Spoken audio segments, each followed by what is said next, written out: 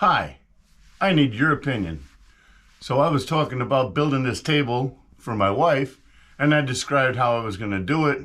And when I came to the legs and stuff, I said, well, kind of steampunk. So without a very firm grasp of what that term meant, I went ahead with the build. So I'll show you the build, and then at the end, we'll figure out whether it is or it isn't steampunk. Here we go. There we are. All right, so this project calls for hard maple, walnut, and cherry. I just got back from the local hardwood store, and I have the maple and the walnut. They didn't have any cherry. They had a very limited amount of cherry, but I have some cherry that I've had here for 15 years probably. But yeah, I don't even know if you can see. The hard maple's going for $3 a board foot. The walnut's going for $9 a board foot as of today, which is September 11th, 2024. All right, well, I'm gonna get this upstairs and start processing it. This is one for the missus. I'd like to thank everybody for tuning in today. It's a real pleasure bringing these videos to you, and I really appreciate your viewership. Okay, so we have to convert these boards into little tiny strips and then glue them together. So here we go.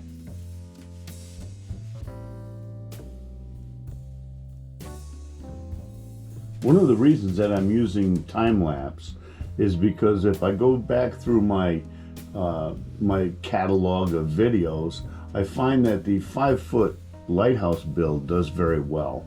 And there was a good amount of time-lapse in that, so I thought I'd revisit that and see how you guys like it. And the only way I really know if you like it or not is if you comment and tell me about it. And if you would, I'd really appreciate it. Okay, on with the video.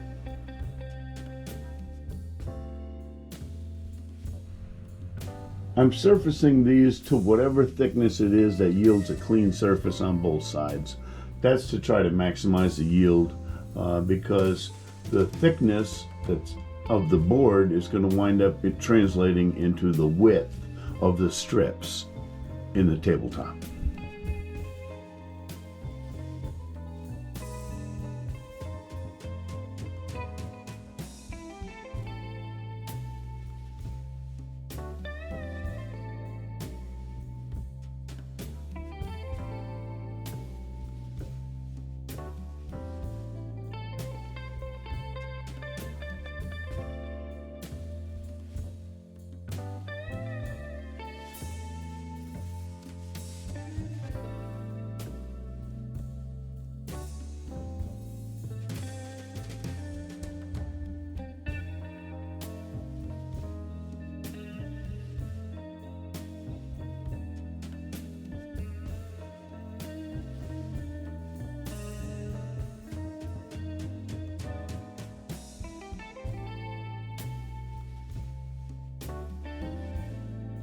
So what we're doing right here is we're establishing a straight line on all the pieces so that we can rip them on the table saw.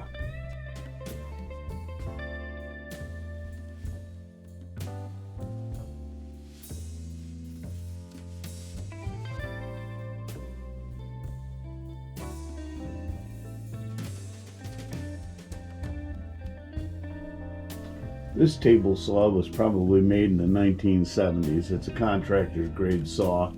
It doesn't have a riving knife. It doesn't have a safety guard on it. But it is what it is. And the sugars in the hard maple have a tendency to scorch. That's why it's getting a little smoky in here. And as soon as I'm done cutting, I left the room.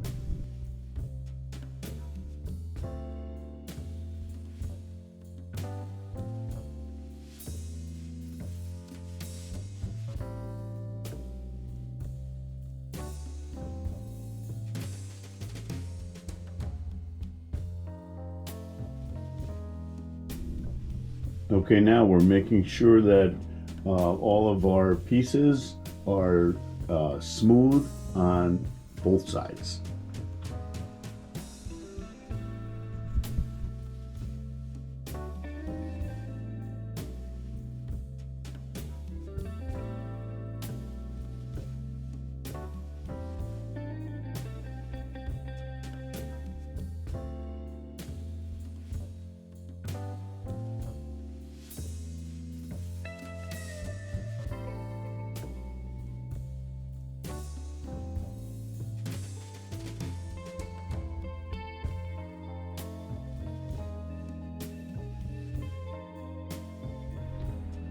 And so begins the glue up. This is something that you cannot interrupt. Once you start this process, you have to complete it, or else you're going to have a disaster on your hands. So if you want to know how long it took to actually do this, what I've looked at is that 8 minutes of real time is equal to about 32 seconds of time lapse.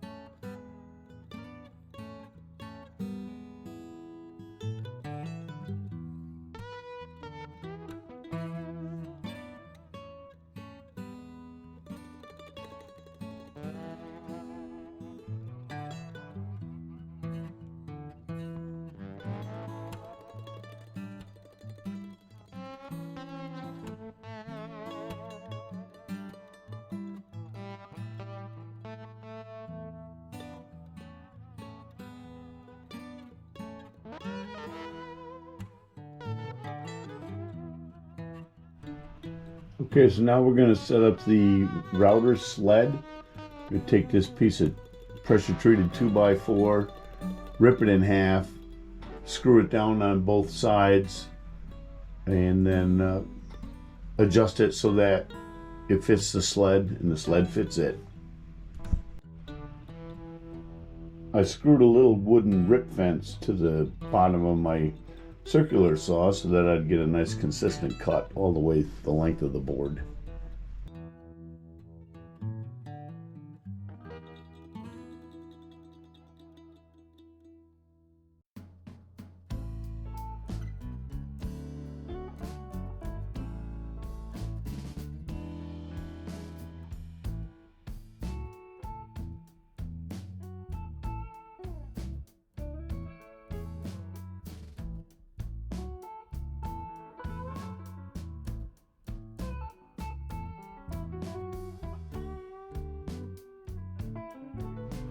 So this router sled I had from the past, and I was fortunate enough that I was able to just extend the ends of it enough so that I could surface the tabletop.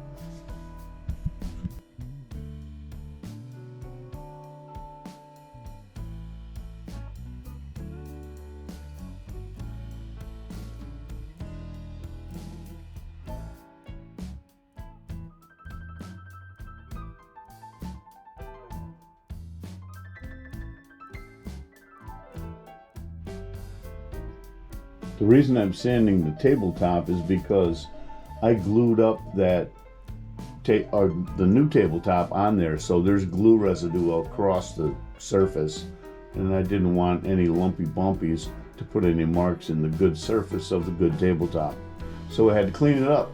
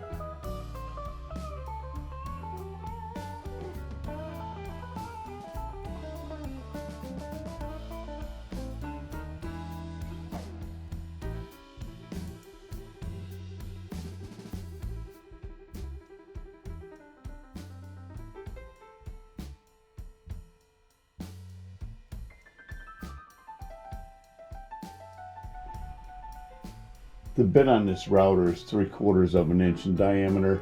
The tabletop is at this point 5 foot 6 inches long, so I don't know how many passes that translates into, but suffice it to say we were at it for a bit.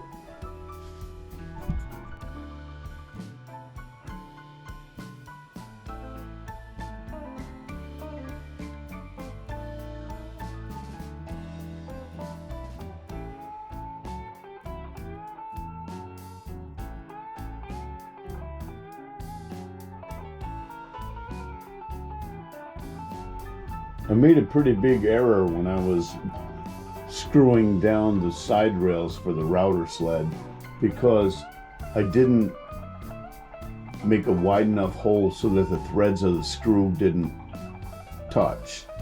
If you want the piece that you're screwing down to screw down completely, the threads of your fastener cannot touch the side walls of the hole. So I had some arch. There was some built-in arch in it, and it was I had to really struggle in order to get anything resembling flat. Once I figured it out, I went and drilled holes again in the side rails so that I could get them to fasten down flat, and that's what finally helped.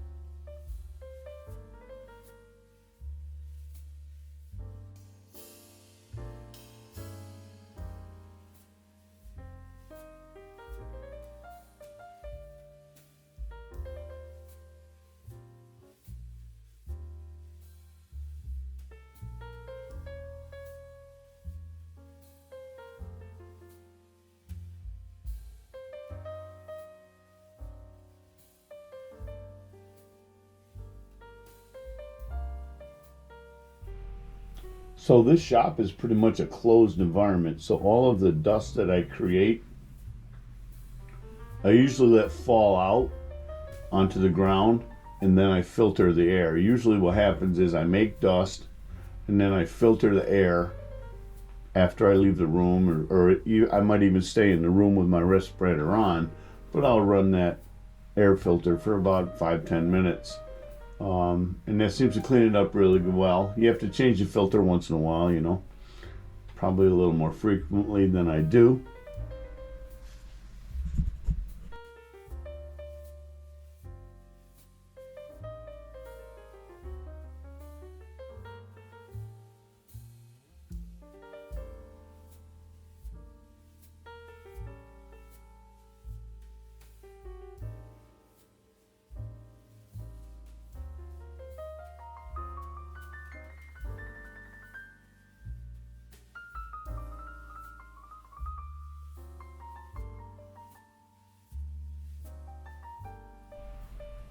So, what do you think about the time lapse? Is this something you like? If you've been watching this long, I have to assume it is.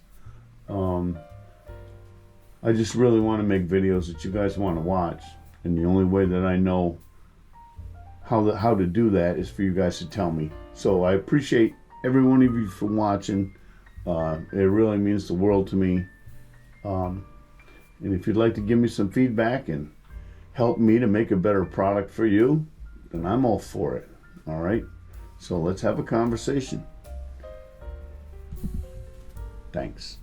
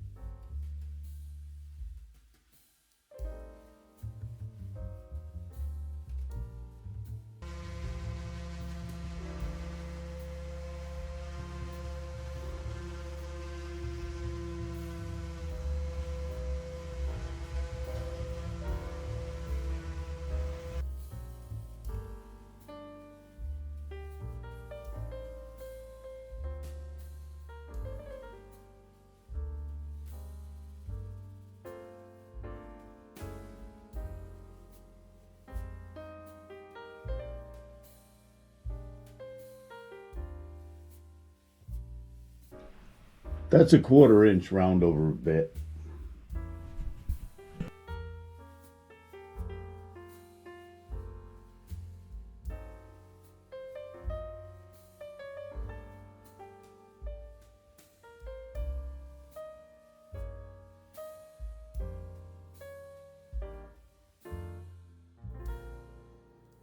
I used a little CA glue to fill a couple of very small cracks.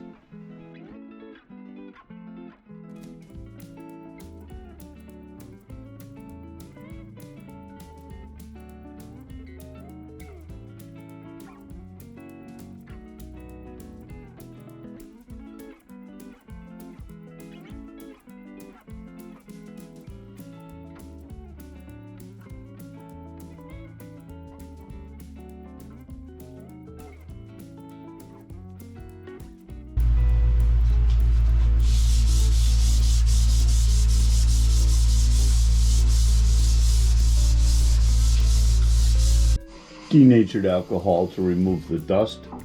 I had already run the air filter in there for a while after my last dust making activity.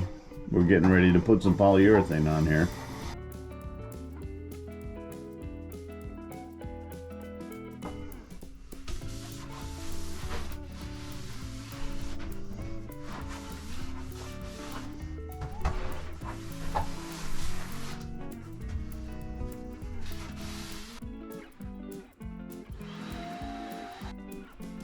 Saw something I didn't like, decided to sand it some more.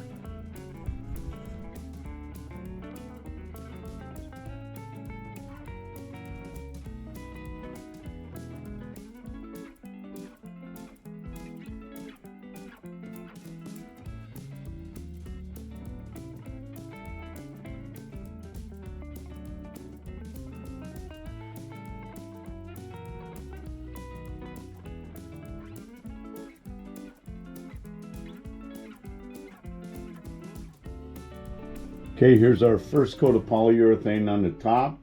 You're going to see the first coat on the top. You're going to see the first coat on the bottom. There are other coats that will follow, but you'll only see the two.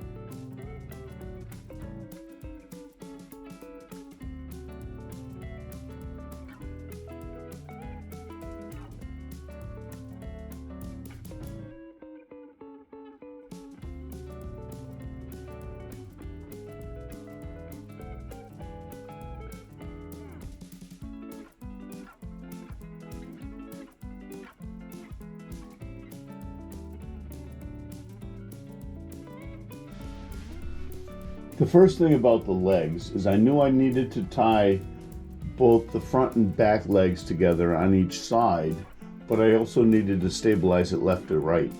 So that's why we used a 6-inch leg and another attachment point to the tabletop to stabilize it left to right.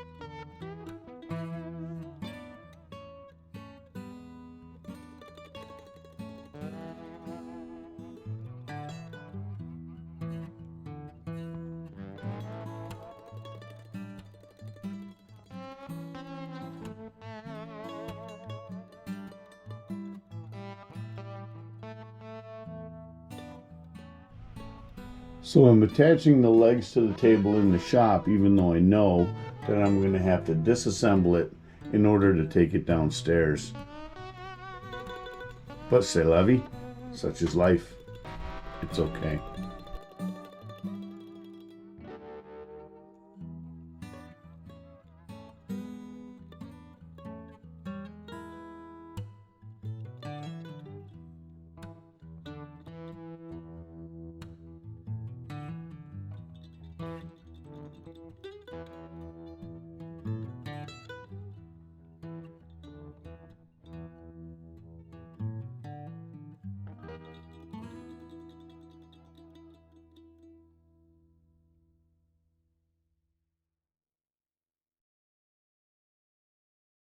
Well, there it is. There it is. Again, thanks for watching. Let me know if you like time-lapse stuff. I really appreciate it. You can like, subscribe, all that stuff. One of the most important things is to comment. And if you could share it with anyone that you think might be interested in this kind of content, I'd be really happy about that. All right. Thank you so very much. Be nice to each other.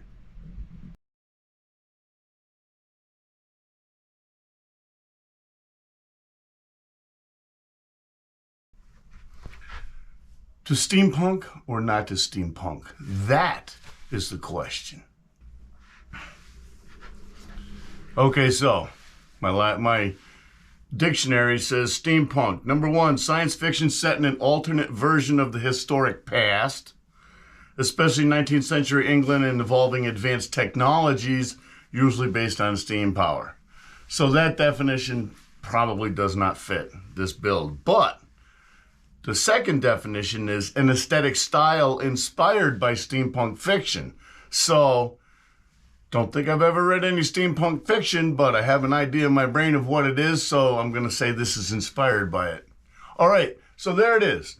A unique build, custom build, and that's what I like to do the most. And if you'd like me to build something for you, head on over to www.claytonswoodart.com and hit that contact page. Your information's safe with me, and we'll have a discussion about me making something for you. Okay? And here's something you're probably going to watch. Bye.